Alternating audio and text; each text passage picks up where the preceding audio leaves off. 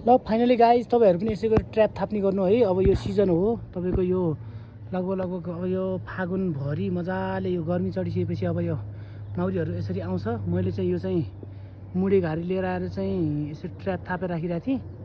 अब म अघि चाहिँ 15-20वटा जति यसो ओहोरदोहोरो गरिसकेको थियो। अब काम विशेषले आफू कतै बाहिर जानु पराए भएको भएर चाहिँ यसलाई हेरिराख्न भ्याएन। अहिले आएर बसिसकेको रहेछ। यी देख्न सक्नुहुन्छ एकदम राम्रो गोला आएको रहेछ।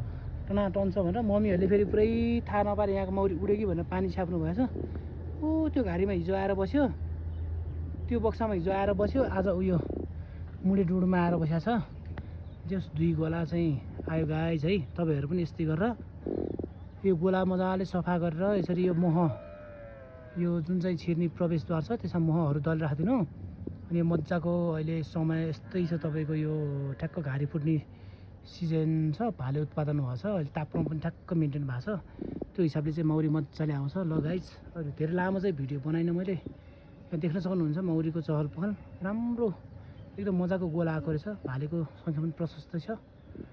ल ओके बाई गाइज। अब यो पछि अब म यो चाहिँ यो दुँडको मौरी चाहिँ अर्को व्यवस्थित घरमा चाका बनाइसकेपछि सारिसकेपछि तपाईँलाई म यसको भिडियो चाहिँ लिएर आउला सेकेन्ड पार्ट।